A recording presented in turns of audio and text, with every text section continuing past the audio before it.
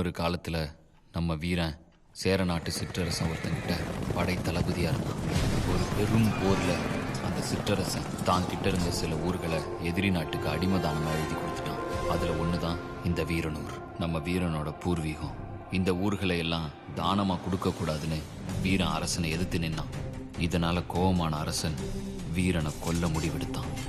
அதிலிருந்து தப்பிச்ச வீரன் தான் பூர்வீகமான இந்த வீரனூருக்கு வந்து அரணா நின்னான். தான் முன்னோர்களை வேண்டி தவம் இருந்து பஞ்சபூதங்களை கட்டுப்படுத்துற சக்தியை வரமா வாங்கினான். தான் சொந்த அரசனோட மொத்த படைகளையும் பஞ்சபூத சக்திகளை வச்சு தனி ஒருத்தனா நின்று எதிர்த்தான், ஜெயிச்சான், கடவுளா மாறினான். அந்த காலத்து வீரனூர் மக்கள் கட்கோவில் கட்டி வீரனை காவல் தெய்வமா கும்பிட்டாங்க.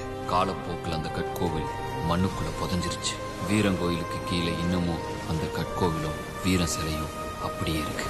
அந்த கோவிலோட மேல்மூலை தான் இப்ப நம்ம கும்பிட்டு இருக்கிற முக்கோண வடிவக்கல்.